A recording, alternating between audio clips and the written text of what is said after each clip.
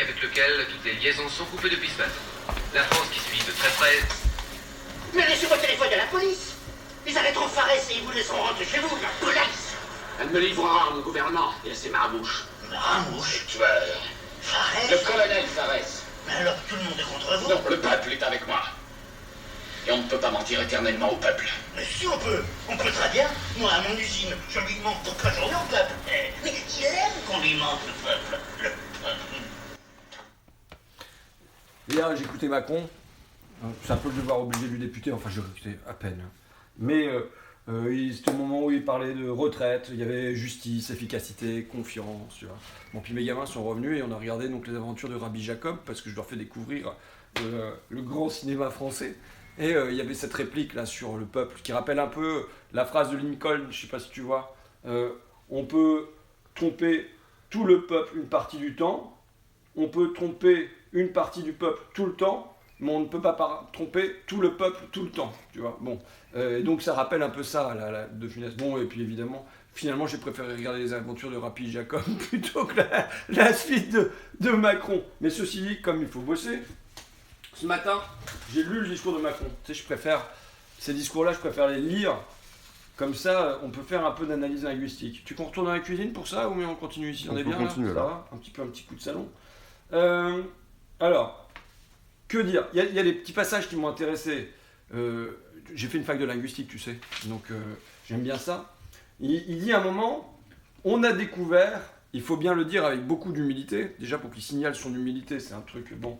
On a découvert, il faut bien le dire avec beaucoup d'humilité, les familles monoparentales, les situations de handicap, les personnes qui vivent à 3/4 d'heure de leur lieu de travail, les retraités modestes. Alors là, ce qui est intéressant, c'est ce « on ».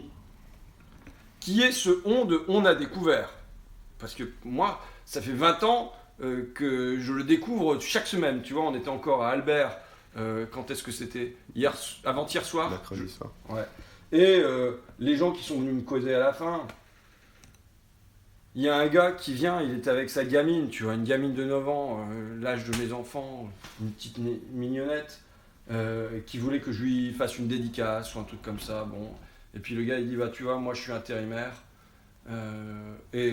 Comme je me suis syndiqué, ils m'ont mis en rouge et j'apparais tout de suite dans le haut du classement, tout de suite ça ressort, quoi. Et la dernière fois j'étais dans une boîte et il y avait un autre intérimaire, ils veulent lui faire conduire un chariot élévateur sans frein. Et moi je suis allé voir le gars, je lui ai dit non, tu peux pas faire ça, t'imagines, t'as un accident, c'est pour ta pomme, tu en auras pour toute ta vie. Donc va voir le chef, si le chef il te signe un papier en disant je t'ordonne de conduire le chariot élévateur sans frein, eh ben tu y vas, mais sinon si tu refuses de signer, bon évidemment le chef n'a pas signé, mais qui est-ce qui a eu les emmerdements? Il me dit, bah c'est moi. De qui on veut plus dans les boîtes, moi et pourtant je veux bosser, tu vois, le matin je suis mal parce que ma fille normalement quand je pars travailler elle aime bien se glisser dans le lit de sa mère, et puis là je suis encore là à traîner, qu'est-ce que je fais? Je me sens bon à rien, je vais à tourner les boîtes, on veut plus de moi, et il me dit comme ça, tu sais, je pense à en finir. Je dis, tu peux pas dire ça, t'as ta gamine qui est là, fais pas de conneries, tu vois, puis on discute, je lui dis justement qu'il faut discuter, qu'il faut trouver des gens avec qui parler, qu'il faut trouver des lieux de socialisation. Moi, tu sais, je crois encore au travail, comme lieu où, même quand ça merde, où on a des relations sociales, on a des liens avec les autres, c'est pas vrai qu'on va massivement remplacer le travail par seulement d'autres univers, des associations et ainsi de suite, j'y crois pas. Donc bon, voilà, on discute de ça. Mais voilà, c'est là-dedans qu'on baigne. Et Macron, lui, il nous dit donc, on a découvert. Mais alors, qui est ce on? D'abord, c'est le on d'une absence d'humilité. C'est pour pas dire, j'ai découvert. Moi, président de la République, moi qui ai maintenant plus de 40 ans, moi qui ai été élu, moi qui ai recueilli les suffrages, il a fallu que j'attende la crise des Gilets jaunes pour découvrir les familles monoparentales, les personnes en situation de handicap, les gens qui vivent à 3/4 d'heure de leur lieu de travail. Il va pas dire je, ça la fout mal, tu vois. Donc il dit on. Mais en même temps, je trouve que son on révèle quelque chose. Parce qu'en effet, c'est pas seulement Macron qui a découvert. C'est toute une classe. Et le on, c'est le on de cette petite minorité qui nous dirige, qui nous représente, qui nous filtre dans les médias, qui nous éditorialise, qui nous interprète et qui ne reconnaît rien à ce pays. Et si ce pays qu'il ne connaît pas, c'est pas lui seulement qui ne le connaît pas. C'est toute une classe. Et là, il y a eu une effraction des familles monoparentales, les personnes en situation de handicap, et ainsi de suite, sur les plateaux télé, sur les ronds-points. Et donc, on a découvert. Bon, maintenant, ce qu'il n'a pas découvert, parce que jusqu'à maintenant, les gens, qu'est-ce qu'il lui disait? Les gens, Emmanuel Macron, quand il citait les gens, c'était pour dire, les gens, ça fait 30 ans qu'ils nous disent que l'impôt sur la fortune ne sert à rien. Tu vois, c'était ces gens à lui qui lui répétaient ça en AG continu. Donc là, on a un autre, on a découvert. Ensuite, il nous dit, est-ce qu'il faudrait tout arrêter de ce qui a été fait depuis 2 ans? Je me suis posé la question. Est-ce qu'on a fait fausse route? On croit vraiment qu'il s'est posé la question. Je crois tout le contraire. Je crois que les transformations en cours et les transformations indispensables à faire dans notre pays ne doivent pas être arrêtées parce qu'elles répondent profondément à l'aspiration de conserver. Bon, et la prochaine fois, tu soignes la toux avant d'arriver ici pour enregistrer un bulletin, quoi. Elles n'ont pas été suffisamment rapides à l'endroit de certains, pas suffisamment radicales, pas suffisamment humaines. Qu'on sait de ça, mais enfin, il faut plus de Macron. Voilà. Les Gilets jaunes, en fin de compte, ils ont réclamé plus de Macron, plus de transformation radicale, plus rapidement, mais en y mettant une petite touche compassionnelle, tu vois. On ne change pas de direction, mais on y met un peu d'humain à l'intérieur. Mais je pense profondément que les orientations prises durant ces 2 premières années, à bien des égards, ont été justes. Bon, voilà. Donc, la route est la bonne. Ce qu'il nous faut seulement faire, c'est accélérer. Bon, maintenant, la démocratie nous dit il n'y aura pas le référendum d'initiative citoyenne, on s'en doutait. Il n'y aura pas le vote obligatoire, ça l'arrange quelque part, puisque les siens continuent à les voter. Et malheureusement, c'est les jeunes, les personnes en fragilité, les plus pauvres qui elles, ne vont pas voter. Et il n'y aura même pas le vote blanc, tu vois. Le vote blanc, bon sang, c'est quand même pas de truc ultra révolutionnaire, même ça, tu l'auras pas. Fiscal. Fiscalement, il y a un petit problème avec l'évasion. Hein, on m'en a parlé. Dans le pays, il a quand même entendu qu'on lui parlait de l'évasion fiscale. Mais là, il dit, mais il y a déjà plein de mesures super qui ont été faites par le gouvernement. On a donné une petite cuillère. Avec la petite cuillère, ils vont pouvoir vider l'océan de l'évasion fiscale. Il n'y a pas de problème avec cette petite cuillère-là, c'est super chouette. Donc, on va vérifier qu'ils y arrivent bien avec cette petite cuillère et on va confier une mission à la Cour des comptes pour vérifier qu'avec la petite cuillère, ils arrivent bien à vider la mer de l'évasion fiscale. Voilà. Et en revanche, sur l'impôt de solidarité sur la fortune, on n'y touche pas. C'est pareil, on va faire une évaluation a posteriori, mais je vous assure qu'on a pris cette mesure-là, c'était simplement par pragmatisme. C'était pas pour rendre service à mes généreux donateurs qui me font des chèques de 7 500 €, il nous dit. C'était pas pour servir ceux qui sont les plus proches de moi. C'était pas pour nourrir ma classe. Non, c'était par pragmatisme. Je crois qu'il y a une évaluation qui dit qu'à peu près 7% seulement des 5 milliards, ou des 3 milliards 5, mais quand on étend, il y a eu plus de 5 milliards, il y a eu la flat tax et tout ça, à peu près seulement 7% a servi à l'investissement. Tu vois, le reste, c'est du pognon, ils ont du pognon, ils le gardent, quoi. Qu'est-ce que tu veux? En linguistique, moi je pense que le discours dit aussi parce qu'il ne dit pas. C'est-à-dire que le silence est finalement plus important que le bavardage, bien des fois. Et il faut regarder tout un champ linguistique qu'Emmanuel Macron ne prononce jamais. C'est-à-dire qu'il n'a pas prononcé à Versailles quand il s'y rend, qu'il ne prononce pas dans ses grandes allocutions télévisé, et hier non plus. C'est quoi? C'est profit, c'est bénéfice, c'est actionnaire, c'est multinational, c'est dividende, c'est riche, c'est CAC 40. Tous ces mots-là sont absents de son vocabulaire. Pourquoi? Parce qu'il faut omettre cet univers-là. Il faut le garder dans l'ombre. Il faut le maintenir caché.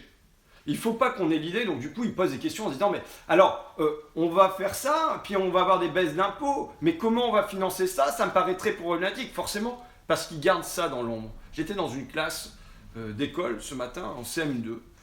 J'étais invité dans le cadre du Parlement des enfants. Et à un moment, j'ai simplement donné ce chiffre issu de Challenge, tu sais, numéro favori de l'été, quand ils font le classement des 500 premières fortunes. J'ai dit voilà, le patrimoine des 500 plus grandes fortunes du pays a été multiplié par 7 en 20 ans. Et tous les enfants se disent oh. J'ai demandé à vos parents si leur patrimoine a été multiplié par 7 à eux en 20 ans.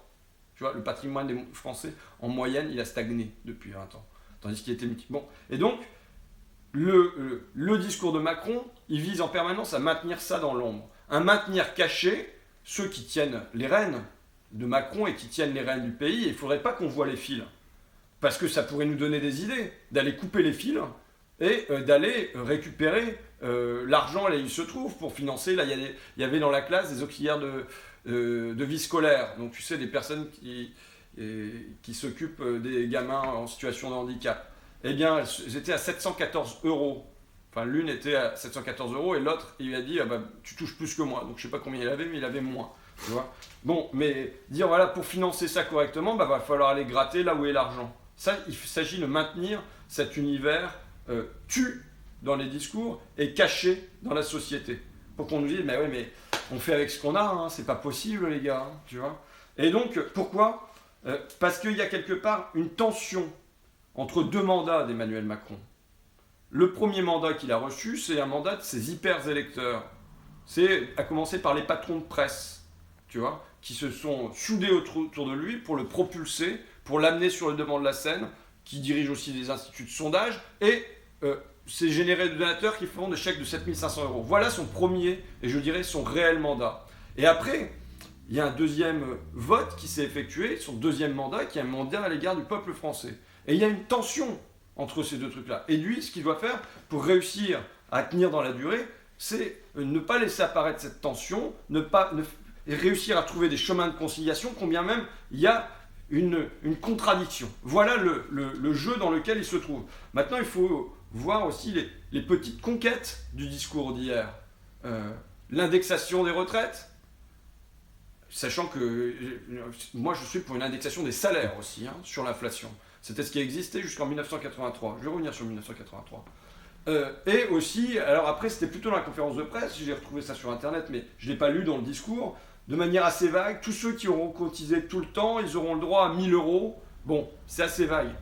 Est-ce que ça vaudra aussi pour les agriculteurs? Est-ce que ça vaudra aussi pour les artisans? Est-ce que ça vaudra aussi pour les commerçants? Est-ce que ça vaudra vraiment pour tout le monde? C'est flou, tu vois. Mais si jamais ça devient réalité, ça ne deviendra pas réalité par hasard, ce sera parce qu'on continuera à pousser. Mais si jamais ça devient réalité, il faudra que les gens qui ont eu une petite augmentation, là, c'est pas énorme, hein, ils vont vivre avec 1 000 €. Mais ils se disent, bon sang, je le dois quand même à qui? Je le dois aux Gilets jaunes. Je le dois à la minorité qui, cet automne-hiver 2018-2019, s'est bougé le derrière, parce que Macron, ce qu'il annonce là, c'est pas des trucs qu'il avait vraiment envie de donner, les petits trucs. Hein. C'est juste, on le contraint à. Et il faut continuer à le contraindre à. Maintenant, il y a plein de moments, tu vois, dans son discours, je vais t'en lire un bout, mais où on voit que ça flotte complètement, que ça ne dit plus rien. 2h30 pour annoncer ça? Rien. Pas grand-chose. Des miettes pour annoncer ce qu'il ne fera pas. J'en lis un passage. Alors, ce nouveau temps de cette mandature et de notre République, je veux lui assigner un objectif simple. Redonner une espérance de progrès à chacun, en demandant à chacun le meilleur de lui-même. Et c'est ainsi que nous pourrons reconstruire ensemble très profondément ce que j'appellerais l'art d'être français, qui est une manière très particulière d'être ce que nous sommes. L'art d'être français, c'est à la fois être enraciné, universel, être attaché à notre histoire, nos racines, mais embrasser l'avenir. C'est cette capacité à débattre de tout en permanence, et c'est très profondément décider de ne pas nous adapter au monde qui nous échappe, de ne pas céder à la loi du plus fort, mais bien de porter un projet de résistance, d'ambition pour aujourd'hui et pour demain. Bon, je parlais de 1983, c'est que j'ai presque le sentiment que Emmanuel Macron, il est élu à contretemps de l'histoire. En 1980, quelque part, François Mitterrand est élu à contretemps de l'histoire. Il est élu au moment où l'idée socialiste recule dans le monde. Puisqu'il y a déjà Reagan et Thatcher, donc l'idée socialiste qui a quand même été puissante, ou les idées progressistes dans l'après-guerre, avec mai 68, bon voilà, et dans les années 70, et là, on est sur un déclin de ça, on a déjà Reagan et Thatcher, et quelque part Mitterrand est élu à contre-temps de cette histoire-là. Et en 1982-83, lorsqu'il s'aligne, lorsqu'il refuse de mener une politique protectionniste, lorsqu'il accepte le système monétaire européen, enfin, lorsqu'il fait tout ça, eh bien, quelque part, il s'aligne sur Reagan et Thatcher, tu vois, avec Delors à la Commission européenne. Bon. Et pour moi, Macron, il est élu aujourd'hui à contre-temps de l'histoire. Il y a une histoire qui ne veut plus, un peuple qui ne veut plus de ce qu'il propose, c'est-à-dire le libéralisme, le marché, la concurrence, la croissance. Il ne peut plus prononcer ces mots-là. C'est plus bon, ça ne passe plus. Donc on est dans ce moment où son discours naturel, son discours qu'il est habitué à répéter depuis toujours, le discours d'un Thatcher, je disais le thatcherisme à visage poupin, tu vois, ça ne passe plus. Et donc il patauge, et il nous fait de l'humanisme à 2 balles, tu vois, parce qu'on est dans ce moment de détachement, j'en suis convaincu, d'un profond détachement du peuple d'avec tous ces trucs-là, de la concurrence, de la croissance, du fric, enfin tu vois, et ça ne veut pas dire, encore une fois, qu'on a trouvé le chemin d'un rattachement à autre chose. Maintenant, ce rattachement à autre chose, je disais, tu sais, pendant la fête à Macron, qu'il y avait un désir d'autre chose dans la société française. Et je pense que les gilets jaunes, et même les débats qui ont eu lieu là, ils participent d'une gestation. C'est-à-dire que il y a dans le ventre de la société française, dans nos ventres à nous, un désir d'autre chose, même si on ne sait pas encore quoi très clairement. Et toutes ces étapes-là, ces étapes où se mûrit ce que peut être cette autre chose, tu vois, avec l'émergence du référendum citoyen, avec le regard porté sur la fiscalité injuste, tu vois, il y a une gestation, c'est en train d'accoucher. Maintenant, le dernier qui permettra d'accoucher, c'est Macron. C'est Macron parce que il est là pour protéger les intérêts d'une classe. Et parce qu'il est le produit mental de cette classe-là. Il n'est pas autre chose. Il n'a pas d'imagination. Il porte des idées vieilles. Tu sais, quand je parlais du portrait d'Oriane Gray, son univers mental est un univers vieux de la concurrence, de la croissance, du libéralisme, de tout ça. Il apporte rien de neuf. On voit bien comment il est aujourd'hui. Il est une force de résistance à un pays qui a envie d'inventer autre chose. Et lui, il vient se cabrer parce qu'il pense que ça va venir heurter d'abord son imaginaire de vieux et ça va venir bousculer les intérêts de sa classe. Donc voilà, je pense qu'on a une société française qui a envie aujourd'hui d'accoucher d'autre chose, mais le dernier qui permettra de l'accoucher, c'est ce président qui se prétend néanmoins moderne. Maintenant la 5G, on va avoir, et justement, peut-être que la question centrale qui a à se poser, c'est quand tu utilises le mot progrès dans son discours. Il l'utilise plusieurs fois. Que signifie le progrès pour Emmanuel Macron? Moi, je sais, pour moi, je sais qu'aujourd'hui, le progrès ne sera plus un progrès technologique, mais il naîtra de l'humain. C'est plus les biens, mais ce sont les liens. Voilà quel doit être notre progrès. Bon, je voudrais parler de nos Julian Assange à nous. Je veux évoquer Gaspard Glantz, mais surtout, enfin aussi, Geoffrey Livolti, Mathias Destal, Benoît Colomba. Benoît Colomba, je le connais un petit peu. Les autres, en toute franchise, je ne les connais pas du tout. Mais je pense que ce sont nos Julian Assange à nous, du moment. Et il faut eux aussi prêter un regard d'abord vers leur travail et ensuite vers la pression qui est mise sur leurs épaules. Qu'est-ce qui se passe? Il se passe que jusqu'ici, la France est donc, je crois, le deuxième client de l'Arabie Saoudite en matière d'armes. Et il y a une guerre au Yémen. On en a déjà parlé, on l'a déjà évoqué, ça s'inscrit dans une certaine continuité pour nous. Il y a une guerre au Yémen qui est la pire crise humanitaire du monde d'après l'ONU, avec au moins 9500 civils tués.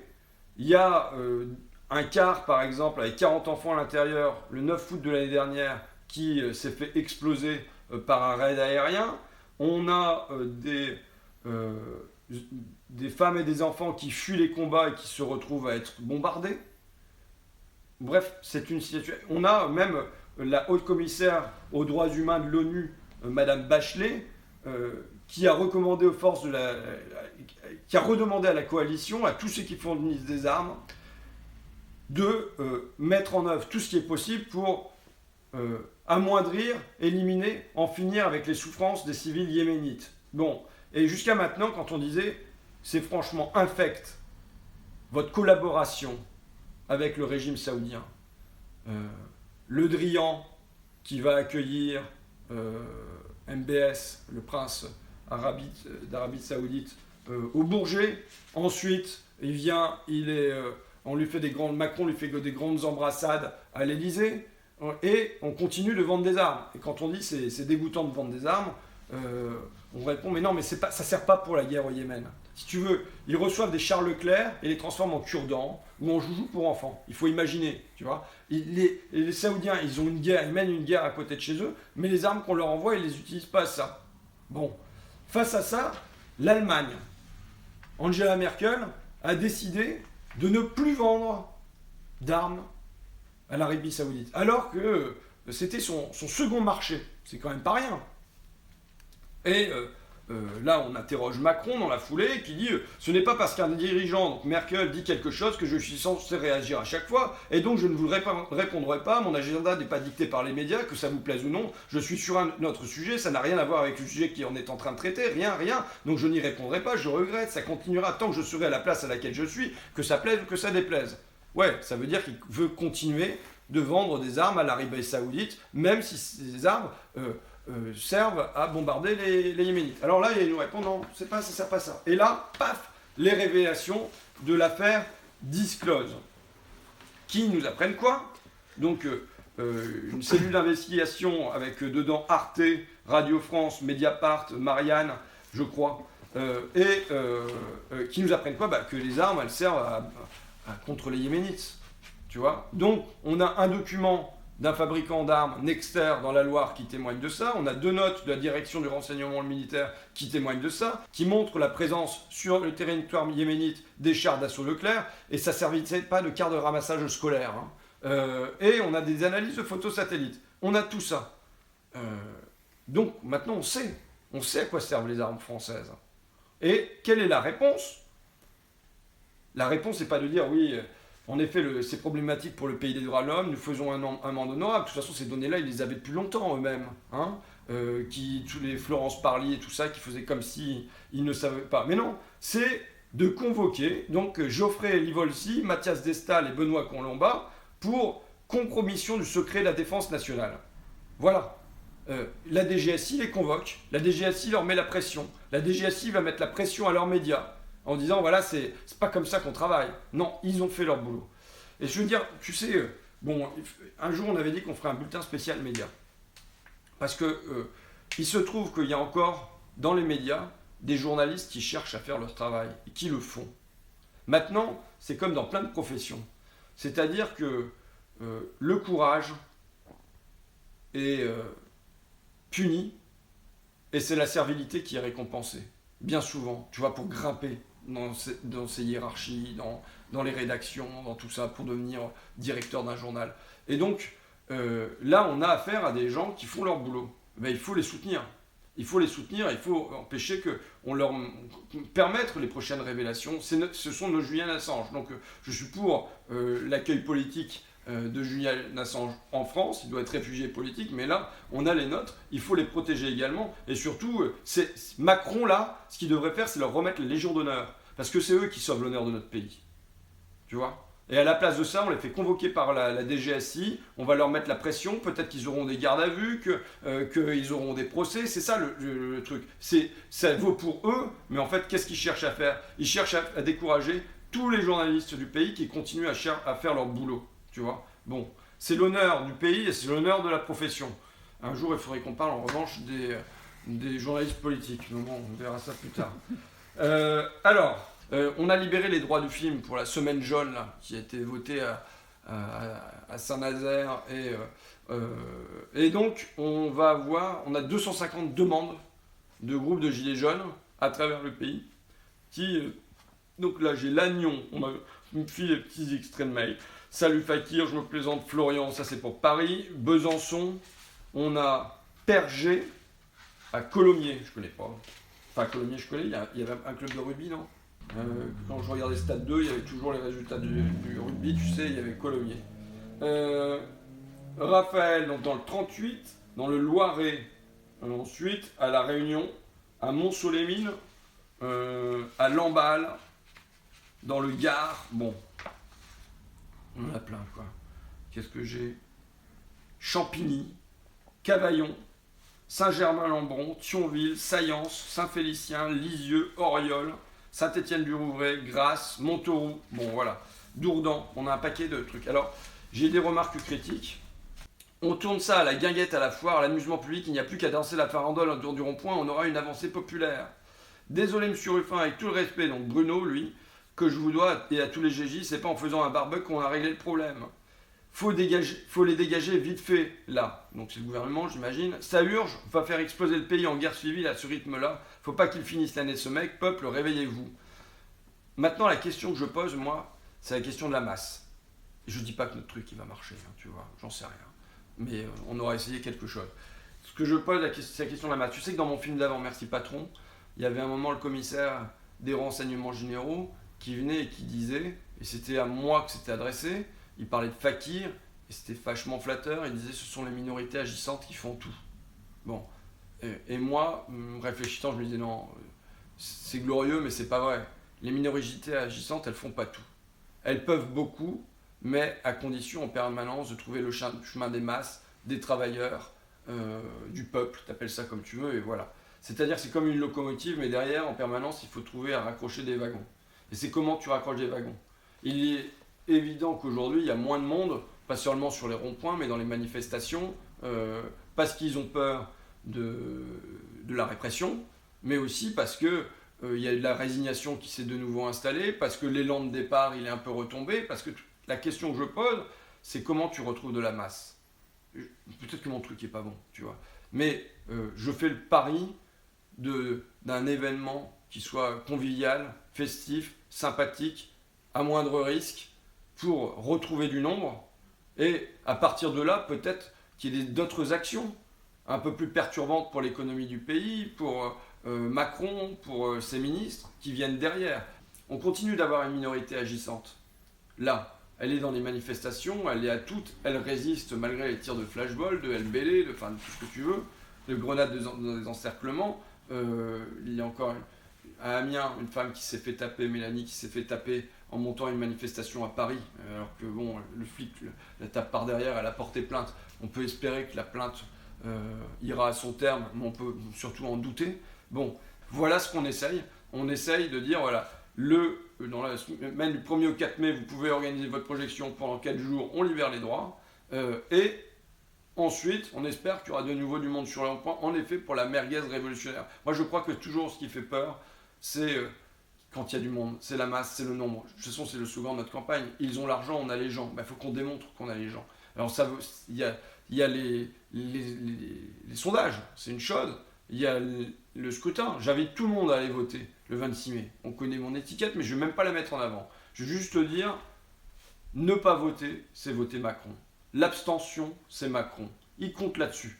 Il compte sur le fait que les pauvres, les jeunes, les fragiles n'aillent pas voter pour apparaître comme étant encore le plus fort dans le pays. C'est-à-dire qu'avec peut-être 9% des électeurs, il va parvenir à sortir en tête du scrutin, juste parce que les autres ne seront pas bougés. Donc voilà, c'est des mesures, des choses, et puis il y a une autre mesure, c'est qu'est-ce qui se passe dans la rue. Moi je crois à la rue et aux urnes, toujours. Donc voilà, Mélenchon évoquait la Fédération populaire, il me semble. Bon, le Front populaire, c'est la rue et les urnes en 36. Hein.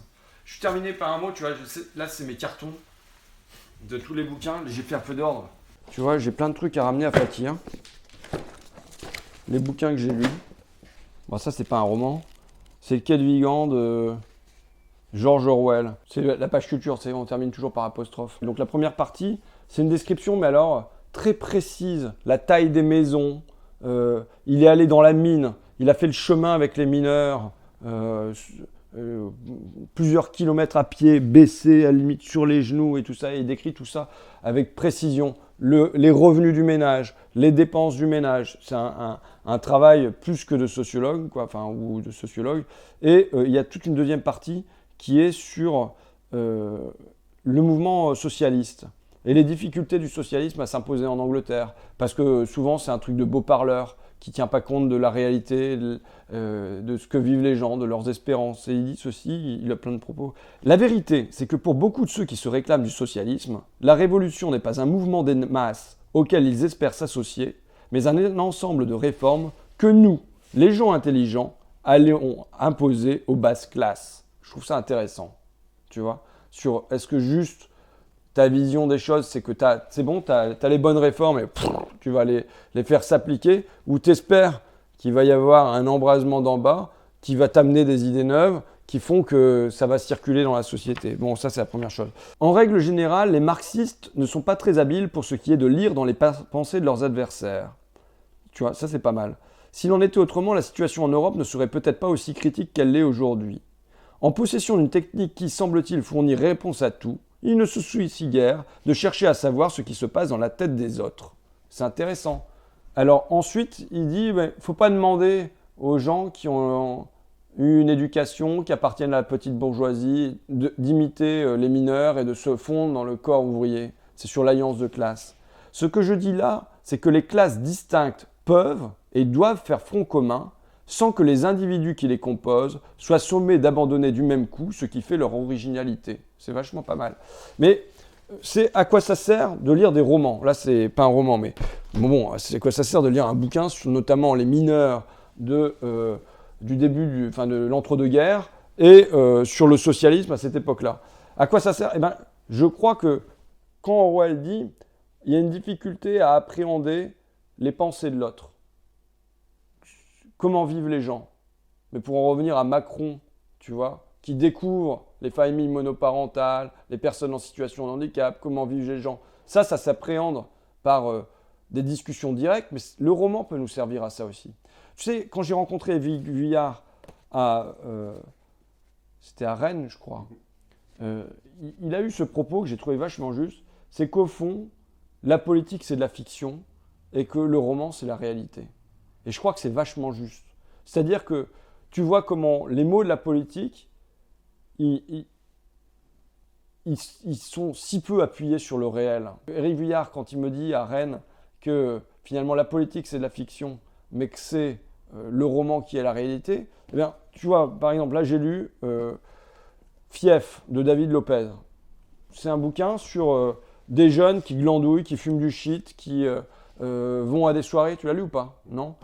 Qui écoutent un peu de musique, bon, et en fin de compte, peut-être que c'est une meilleure porte d'entrée pour comprendre un peu une jeunesse d'aujourd'hui que d'écouter les discours à l'Assemblée nationale, qui n'est pas du tout relié à ça, tu vois. Mais par exemple, tu vois, moi, j'ai vachement bossé sur les rapatriés d'Algérie, les harkis. J'en ai croisé plein, j'ai discuté avec eux, mais je ne savais pas qu'est-ce qui s'était passé ou pas passé, parce qu'il y a une espèce de discours qui est une fiction chez les associations de rapatriés, par amour de la France, et ensuite chez les Algériens, ils ont trahi leur pays. Tu vois, finalement, c'est deux fictions qui ne tiennent pas compte de la réalité des situations vécues. Et si tu veux, ce n'est pas un roman, c'est le bouquin d'Alice Zeniter qui me permet d'accéder à un au-delà qui est l'au-delà de ce qui a pu se produire pendant la guerre d'Algérie. Pourtant, j'ai des bouquins d'histoire dessus, hein, j'ai des bouquins de sociaux, et puis un au-delà psychologique, de qu'est-ce que ça produit dans les têtes, pourquoi on réagit comme ça. Même à la limite, voilà, il y a des passages sur la sexualité aussi, tu vois. Et tout ça, ça n'est accessible que par le roman. Et c'est vrai que je me dis, merde, peut-être que c'est parce que, tu vois, quand là, c'est le rabaissement de Philippe Roth.